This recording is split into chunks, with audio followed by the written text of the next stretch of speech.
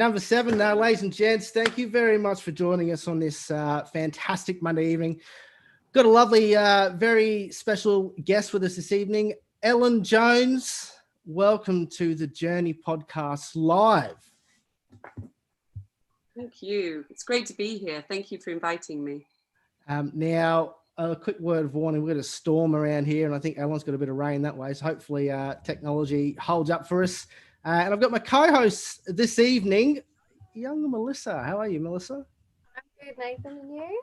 Very, very well. Ellen, let's jump straight into it, shall we? I'm aware of time. I don't want to keep you too long. So let's first and foremost, for those that aren't aware of who you are, why don't you tell us a little bit about who it is you help and what it is you do, and I guess where you've come from. Well, I came actually to Nimbin in 2001, so I've been in Nimbin for nearly 20 years now. I originally come from Britain, and I came out here to volunteer with the Rainforest Information Centre in Lismore, actually. Nice. And when I arrived in Nimbin, it just completely blew my mind. So I fell in love instantly, and I have never left. I've got 2 kids, and I've built a life here. I love it. So I've been working at the Happy High Herb shop, which few people know. It's fairly well known. I've been working there since about 2003, and I've owned that since about 2008. And it's just kept evolving over the years into something which I feel pretty happy with at this point in my life. Feels like it's reached a sweet spot, we could say. Slowly, but we got there. Nice. So it sounds like there's a little bit of, I wouldn't say battle, but it sounds like you definitely stuck to your guns to get it to a place where it's evolved to today. Do you just want to take us through a little bit about what that looked like? As far as the franchise and all that fun stuff. It's been a fascinating journey. So that's right. In terms of the franchise, when I first bought the business, it was as a franchise. So, that was great in a way. We were just talking about how fresh I was in those early days. I bought the business with no business experience at all. I was just joking that I didn't even know what GST meant. And so I had to learn everything from scratch. I was very lucky. I had an amazing accountant, and she was my guide really for many, many years. She taught me all the ins and outs of business. And so as a franchise, that was also great because in some ways I was kind of protected and shielded from the sort of complexities of running a business completely solo. And so for many years, we sort of flowed within that context. And then in more recent years, I feel like what we have done has evolved beyond that sort of confines of the franchise model. And so a few years ago, we entered into a process of disenfranchising. And that was a complex process of negotiation, of just working out what people needed and how we could do it in a way that everybody was happy. And we achieved that. And so we're now flying free, flying solo under the Nimbin Herbs Experience banner, which is very exciting. So I think it's important to talk about your little shop there. So Nathan and I went there a couple of weeks ago. That's when we met you. It's a beautiful, beautiful shop. As soon as you walk in, it's got beautiful energy, beautiful vibe. Everything in there, for me, you just want to buy. So is there other ones? So you mentioned there's a franchise. I didn't know that. So are there other Happy High shops around Australia? Is it international? Was it an international one? Yeah, it was international at one point. The company expanded quite massively about 10 years ago. In that way that often companies expand too fast, it kind of collapsed again. And so I think now it's back at a more sustainable level. I'm not sure how many franchises the Happy Herb Company have, probably somewhere between 10 and 20 around Australia. Yeah. Where did you, so you've come in pretty fresh, you didn't know what the GST was, you're an accountant. So would you say that, where did you learn everything about business? There's so much to unravel here, Ellen. We'll start with the business side of things. Where did you learn I guess, how to run a successful business? Well, that's a good question. I guess with a few errors at the beginning for sure. We did everything with pen and paper when I started. You know, it was absolutely there was no technology at all. There was just a bank account and a wooden box that we put the cash in and a pen and paper to write everything down. And that was the extent of it. So slowly over the sort of 20 years I've been involved, or 15 to 20 years, we've evolved to have really sophisticated, integrated, cloud-based everything. You know, wow. It's sexy technology at this point. And because I travel a lot, I have a very international lifestyle. Well, I did before COVID anyway. I've needed to be able to run my business through the cloud. So it's been a really, really intuitive process, which I think is why intuitive plant business is sort of a good name, because one of the things that a great teacher once said to me, and that I've really, really stuck with over the years, is that if you listen really carefully to, you can call it your higher self or your innate wisdom, people have different names for it. But if you listen really carefully to that voice, that inner voice, and you do what you're told, you'll always be fine. And I think that really is the guiding philosophy that has informed my entire business life. That's unreal. It's amazing that you can take that spiritual aspect and put that into a capitalist sort of element and win at it. It's not really one that you see very often. It's definitely not been the classic formula, let's say that. But that doesn't make it not a winning formula, though. Do you think that has legs to go further? Well, it's an interesting question. And actually, one of the women I work with asked me that the other day, what the next step is in terms of vision. And certainly, I find it happens in a sort of chapter. So there'll be a sense of vision. There may be some visionary experience where some idea comes through from somewhere else, and then it's just a matter of moving with that. And I think the skill really rests in how to be in not having that in the in-between. Does that make sense? Because we're so enculturated to be constantly pushing forward, it's actually very difficult to just sit where you are sometimes as a business owner, because there's always more you can do. But what I've had to learn in order to have a peaceful life and to be calm and relaxed and enjoy my life is that there are these times in between those visionary impulses where not much is happening. Personally, I'm quite uncomfortable in those spaces generally. I find I'm much happier in those inspired, creative expressions of my life. But you know, they come when they come. They can't really be forced, I don't think. And that's why that intuitive element is so important for me personally.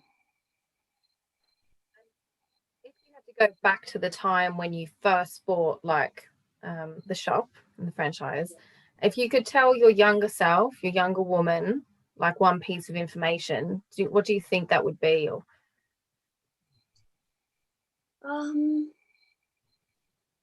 I think that my first reaction when you asked me that question just now was go for it.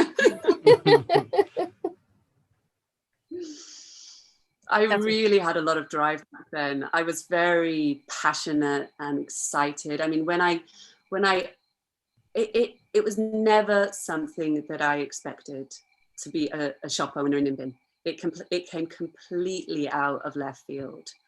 And I had 2 very young children at the time, and it was just, the most unexpected life path that you can ever imagine.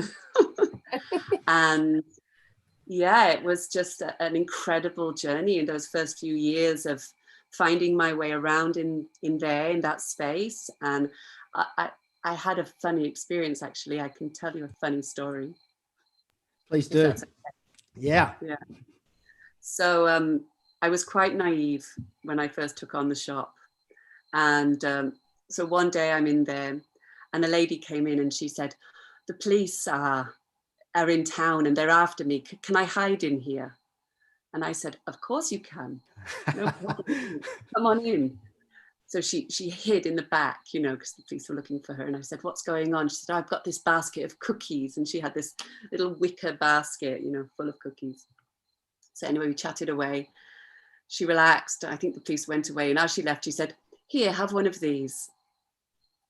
Well, I made the worst mistake that you can make visiting Nimbin or being in Nimbin. I ate the whole thing. I ate the entire cookie. I must have been quite hungry. And so everything seemed fine for a couple of hours. And then all of a sudden I'm talking to a customer. And as the customer walks out the door, the room went really, really long, like a long tunnel. And I thought, oh dear.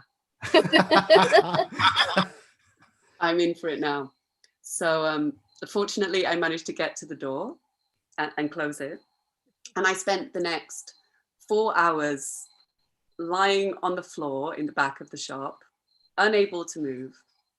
And I had an extraordinary experience where the spirit of the place came to me.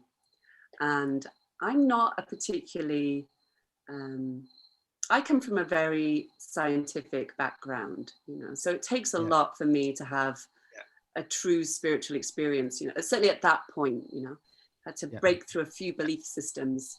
But I had a very incredible experience where this being came to me, the spirit of Nimbin, or one of the spirits in that place. And I felt like my whole nervous system got rewired. I could feel the rocks and I could feel the rivers. I could feel all the underground electromagnetics of the village. And I felt that I was being hardwired into the matrix of the land there. It was the most incredible, trippy experience of my life, certainly one of them. And perhaps that was sort of an initiation into that space and being the caretaker of that space in Nimbin. I consider myself as the caretaker. So that's beautiful. It's a beautiful story. And what a gift that woman gave you that day. Yeah. I bought a t-shirt afterwards. I bought a t-shirt afterwards that said, "Beware the Nimbin cookie." Perfect. There's so much that I want to dive into, Ellen. Just to take it back half a step, and I'm going to regret doing that because I want to dive down this little tangent as well. What does the end game look like for yourself? Because the idea of being still in business and being intuitive, and I guess just rolling with the punches to a certain degree, do you have an end goal, or what does the finish line look like for yourself? If that's a really good question. Do you know, it's funny that the person who set up Happy High Herbs, he was all about setting goals, you know. That was his whole thing with business, setting goals. And I used to listen to him talk and I used to think, I have never set a goal in my life. And still, that's not necessarily true now. I'm quite good now at, you know, directing my will, I would say. You know, if I want to achieve something, I'm quite confident now in that ability to direct my will towards a goal. But it's certainly not the way I live my life. It's not my inherent nature is more really just be grateful for what you've got and don't have a lot of expectations. Certainly, we don't know what the future holds. And I'm not into sort of doom and gloom. I definitely try to stay positive in terms of the future and all the things that could could be, you know, positive in the future of being in Nimbin and being in Australia. We're so lucky here, and just as a planet and as a people, to stay positive feels really important. But at the same time, it doesn't take a lot of deep looking to recognize that we have many crises on the horizon that could happen really in all sorts of different ways. So we're very, very fortunate here. I don't have an end game so much in business. I'm sort of happy to just keep rolling along at this point. Mm-hmm. But for me, it's much more about just making sure that water, food, community, and my team are safe and looked after. And that really gives a really good grounding, I think, to the whole business trajectory. That the basis of all those really, really essential parts of life is pretty solid. So would you say spirituality, I won't make any assumptions, sorry, Ellen, do you consider yourself quite spiritual? Like I said, I grew up in a really scientific family. My family were completely atheist, you know, for generations back. There was no spirituality at all in our home. And so I grew up with that. And it's still sort of my main mode is definitely logical, rational, scientific. I really love that aspect of life. But I've had enough experiences that I had to recognize. There was no choice. It wasn't that I had to make a choice about whether I believed in another realm of existence. I simply had enough experiences where that realm was revealed in whatever way, usually fairly difficult experiences, actually. I think that it's often in the challenges that we really make contact with those deeper layers of life. I'm quite excited to, sorry, jump in. No, I would say I am definitely a spiritual person. I don't usually frame it in those terms, but yeah, I understand why. It's such a loaded concept. It means so many different things to so many different people. Excited about the being the science background and spiritual, about basically the scientific spiritual studies that are coming along, and then they're finally recognizing that this is maybe a possibility, and maybe there's some more to this, and they're actually putting some, you know, scientific studies towards that. That must be exciting. Well, it's certainly exciting on the herbal front in terms of the plant medicines, these old folk stories that people have been saying for thousands of years. There's a herb called Ho Shu Wu, and it's been revered as a herb that can turn a grey hair black, prevent aging. And so these stories are thousands and thousands of years old. And then we discover through modern science that this plant is absolutely packed with a compound called resveratrol, which is an anti-aging compound. It slows down the breakdown of the telomeres at the end of our DNA sequences so that we don't age so quickly. So things like that really, really excite me for sure. Can you spell that for me? Yeah, just asking for a friend there, Ellen. You want to spell that for us? Actually very rich in red wine as well, which is good news for most of us, I think. There we go. Nice little bottle of Moe. No, it's white. I apologize, Merlot. I'm so cultured. So that herb was Ho Shu Wu, was it? Okay, so yeah, it's Ho Shu Wu, but again, here there's another interesting political thing here, that the Therapeutic Goods Association in Australia recently have restricted the access to that plant because, and this is something that we have found again and again and again in the plant medicine, I say industry for want of a better word, is that these plants have been used for thousands of years, but they're used within a specific way, in a specific cultural container. So in the case of Ho Shu Wu, for example, that plant has to be prepared in a very particular way for us to use it. If it's not prepared properly, it's toxic. So Wow. you'd never find a Chinese medicine doctor that would just give you the raw roots. It would be unthinkable. It would be like serving a raw potato in a restaurant. But what happens is there's a fad.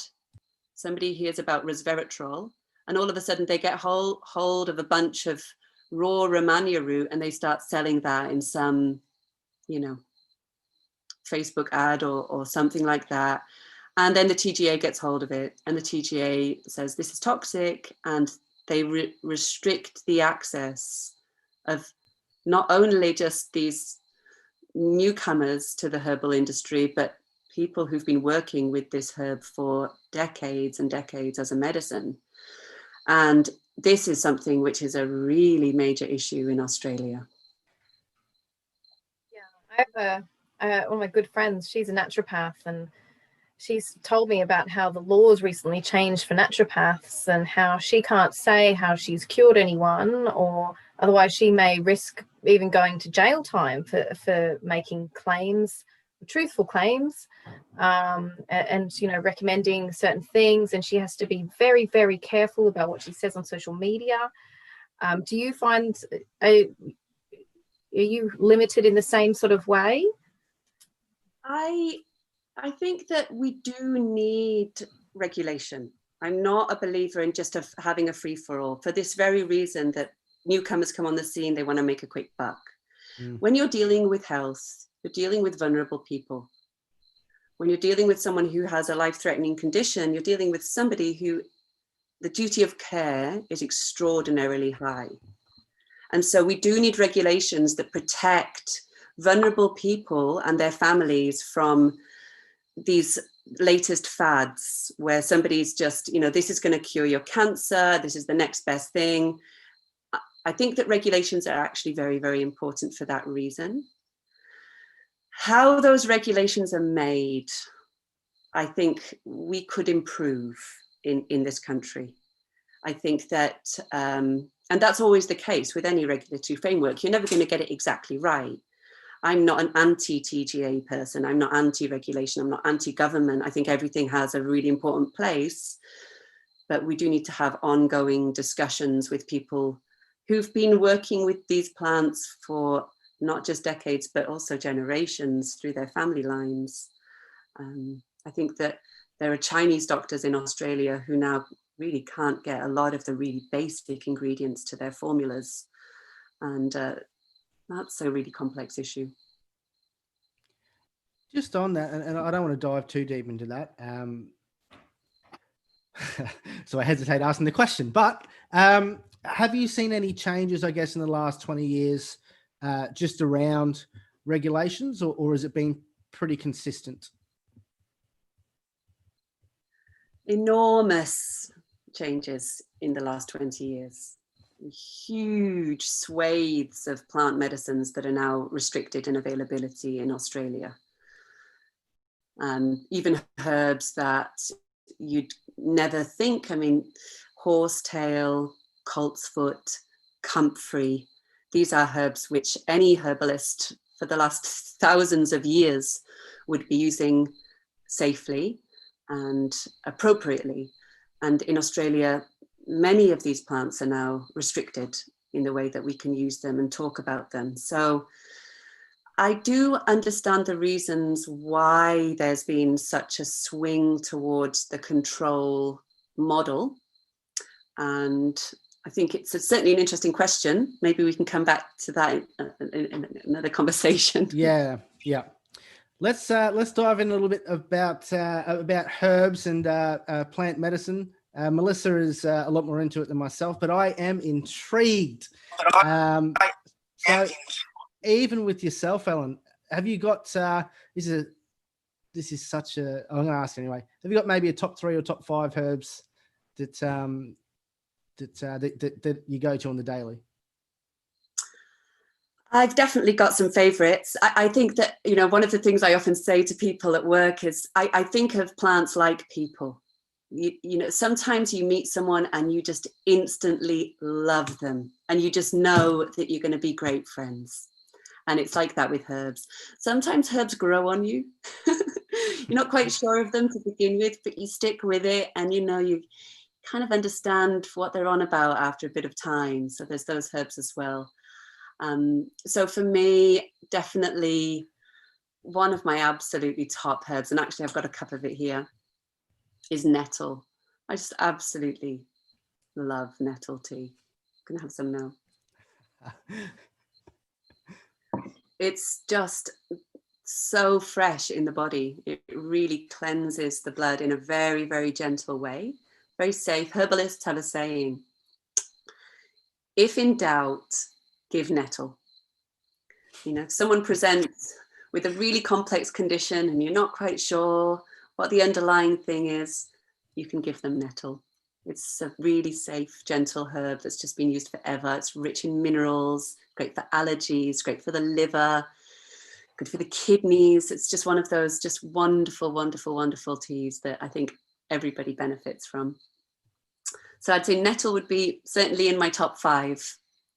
Another herb which I think I love in my top 5 would be an Ayurvedic herb. You've probably heard of it, Melissa. It's ashwagandha. Ashwagandha, yeah. Fantastic herb. It's used for relaxation. Great benefits for the heart. It's the name actually means the power of the horse. So it's not the racing horse, it's not the thoroughbred. It's the sort of farm horse that can just keep plodding along, pulling the plow day after day, no complaining. So ashwagandha is just such a fantastic herb. It's also quite a sexy herb. It's got a lot of benefits for the fluids in the body and sort of the endocrine system. So it's also used as an aphrodisiac in Asian countries. So I do like those herbs that have a bit of a swing in the hips. Spiciness within the herbs. That's right. And it's good that you say that, because a lot of the herbs that I use every day are just in cooking. I use a lot of cinnamon and ginger, turmeric. I use a lot of sage and thyme and rosemary, and all those beautiful warming aromatic herbs that we use in cooking are actually, and again, coming back to that scientific side, as we learn more about the chemistry of these really common culinary herbs, they're great for the brain, they're great for the lung, they're great for the gut, they're great for all the organs, for the eyes. So, most people have got herbs that they're probably using every day or every week and not thinking of them necessarily as a herbal medicine, but they are. And they can be very beneficial. I think one of the most probably common used one would be garlic, which Absolutely. you don't even think about. That's right. Absolutely. One of the best natural antibiotic blood cleaners that there is. And I think it's interesting how in this whole COVID phenomenon that we've just been going through and still are going through, I don't hear a lot of narrative about these herbs like garlic and ginger, which ginger is one of the most powerful herbs for the immune system on the planet. And it can be really, really beneficial to help all the different parts of the immune system communicate better. Medicinal mushrooms are another thing that do that. And so it would be great to have, I think, more education out there about how these simple herbs you can buy in the supermarket. We don't need to go off these exotic herbs are great, but I think that we do also have access to so many fantastic things just in the supermarket at this point in time. We're incredibly fortunate that have great support for our bodies. And just you touched on mushrooms there, and I find fungus fascinating, just in general. And it's now coming to, it's been known for thousands of years, but it's just now sort of getting the attention that it deserves, really, with new studies. And it goes from, your normal Chinese mushrooms that you may get in a stir fry when you go out for dinner, to reishis, and they're getting bottled up. I saw some that you sell some supplements, the mushroom supplements in your store. And, you know, lion's mane, reishi, some of the bigger named ones there that have massive health benefits, you know, scientifically studies to the wazoo, you know, all through to the, you know, the naughty good old psilocybin, but is also now showing to have new studies of amazing results for, you know, end of life treatment and treatment for really severe depression and anxiety and a load of different things. So what's your, how do you, you know, I guess, what are your thoughts on mushrooms and the fungus field, I guess? Mushrooms are absolutely incredible because they are a completely unique kingdom within the kingdom of animals, plants, mushrooms. You know, there are lots of interesting theories about mushrooms coming from space and you know, having their own intelligence, which is quite possibly true. Mushrooms in the ecosystem. So the mushroom itself is like the fruit, like a tree produces an apple. So the mushroom that you actually see is like the apple. It's the fruit of a much, much bigger network of what's called mycelium. And mycelium, if you've ever been in the forest and you've turned over a log and you've seen this white threads that crawl out across the damp underpart of a log, that's the mycelium of the mushroom. And I think that Paul Stamets' work, most people have heard of Paul Stamets. I think he's been on Joe Rogan's show several times. And he talks about how there's one mycelium in, I think, Canada or North America, which is actually the biggest single organism on the planet. It covers acres, hundreds and hundreds of acres. One specific organism has the same DNA throughout. So in the ecosystem, mycelium acts like a nervous system. It connects the tree roots and the moss and the plants, and it connects all of these different beings within the ecosystem so that it creates a communication network. And I think that that's one of the things it possibly does within our bodies as well, is it improves the communication pathways between our endocrine system, nervous system, all of the different parts of the body that when they're working optimally together, we call that health. So the explosion of interest in these organisms at a time where we've had 200, 300, 400 years of science, which is all about dividing things out and reducing things down and breaking things up and understanding everything in this isolation, that we have this organism that's all about interconnection, that's reaching out into the culture right now, feels like a really medicinal thing just in and of itself, regardless as to whether we're taking them or not. Just that very fact that humans are reaching out towards this interconnection again. And whether they're conscious of that or not when they're going for the mushroom, I think that that's a really interesting phenomenon that's happening in our culture right now.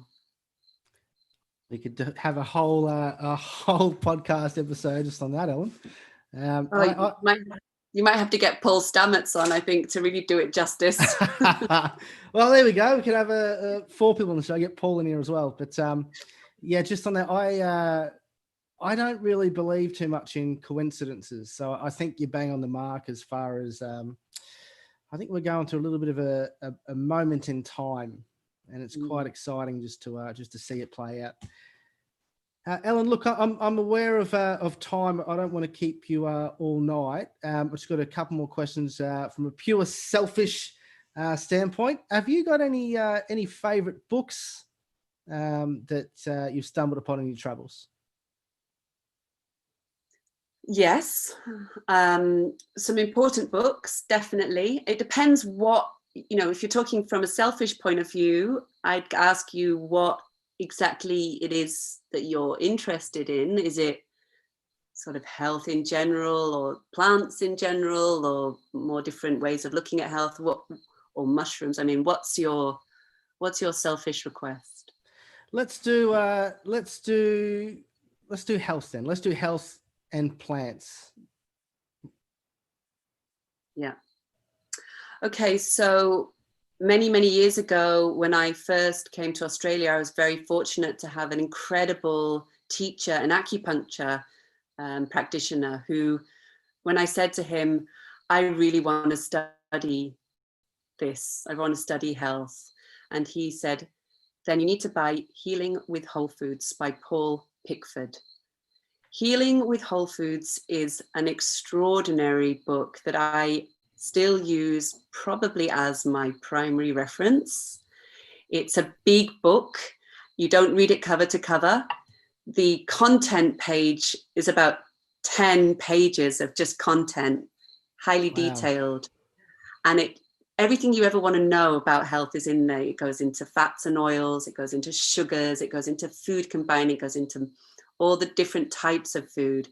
But one of the most useful tools that I've come across in my life in terms of understanding my health and my constitution, and I wanted to talk about that with you, Melissa, with, you know, which herbs and how constitution and herbs go together, because some herbs work for some people and not others. And part of that is because we all have a different constitution. And one of the most elegant and sophisticated ways to understand your constitution is actually from the traditional Chinese medicine perspective, what's called the 5-element theory, or I think it's called in Chinese, I think it's called Wei or Wu, which means 5-element theory, basically. So each season of the year, so in China, they have summer and late summer. So each season of the year is a different element, but everybody's constitution also has different types, and our constitutions thrive at certain times of year and not others. And when we use herbs and use foods that balance our particular constitution, I think that's when you start to get really simple techniques that really work for you specifically. Health does not need to be complex. Diet does not need to be complex. You know, I'm not a big believer in fasting or cleansing or any of that stuff. I drink a lot of wine and eat lots of meat. I probably don't have a classic healthy diet, but because I'm eating and using plants in a simple way that work to my constitution, I don't have to put a lot of thought into it. So Healing with Whole Foods by Paul Pickford is an incredible book, and it'll explain that to you. So I hope that helps. 100%. Yeah, that's exciting. Actually, I'm going to pick that one up. Melissa, I think we just found your Christmas present just quietly. But Melissa, have you got any questions or things that we've missed this evening so far? Look, I feel like I could spend a whole evening talking to Ellen. But I did have one. I don't know if it's worth it to go into, but just maybe a quick one. I was wondering, because I know you grew up in Wales. Yeah. And I always find it interesting on someone's childhood background, and how do you think your Welsh background, now living in Nimbin, sort of helped shape you to where you are today? Yeah, that's a lovely question to end on. I come from a family of doctors, as it happens. So right back many generations, mostly women doctors in my family. And so there's a long lineage of healing there that certainly has informed me in terms of where I've gone with my life. I grew up in the mountains. I grew up on a farm. This is the farm I grew up on here. You can't probably see it very well, but that's a painting that I got for my birthday one year. So I've got a little bit of Wales here with me. That's awesome. Yeah, so I grew up on a farm. I think that that's been a huge influence on my life in terms of just, enjoying being in a natural environment. You know, I've never lived in a city really. And so I really thrive in lots of insect sounds and frog sounds. And it's not like I'm a particularly outsidey person, you know, I'd rather be inside. British people, we generally like to be in. In fact, I feel kind of guilty when it's a really nice day and I don't go outside, but that's another story. But I like to be in nature. And Nimbin is just the most extraordinary place to live in terms of there's a little dog in the background there. You've got some little animals. Sorry, yeah, I mean, in terms of the richness of the ecology here, that we can look out and see mountains and be immersed in nature just feels really important to me personally. Yeah. That just goes hand in hand with the plant medicines that you do. It makes sense to me that you come from a family of female doctors as well, which must have been so inspiring sort of growing up when, you know, a lot of, especially as a woman, we don't have a lot of, you know, back then, a lot of strong female leads as well, probably much more available now. But, you know, do you think that having that gave you strength? Yeah, absolutely. Not that I was aware of it at the time. You know, both my grandmothers were doctors, and I didn't really think of it much when I was young. It was just what was. But certainly over the years, you know, I've drawn from that deeply. And my great grandmother was a very well known doctor in Scotland. And then her aunt as well, my great aunt, was one of the first medical women doctors on the medical register. So certainly I've drawn deeply on that heritage, and all deeply spiritual women, writers and explorers of consciousness, without doubt. Yeah. Ellen, is there anything that we've missed tonight that you want to shine a spotlight on? I'd just like to say thanks to both of you for your beautiful questions and for inviting me on. This is actually my first podcast, so I feel, yeah. Mine too. Hey. So thank you both. Yeah. What about you, Melissa? How have you gone? Yeah, no, I feel all right. I've loved hearing your stories tonight and talking to you. I knew as soon as I met you, I was like, oh, I could just sit here and listen to this woman all day. It's been lovely to connect. I've enjoyed every second. Ellen, I just thought of this then. Have you ever thought about putting a little potty together for yourself?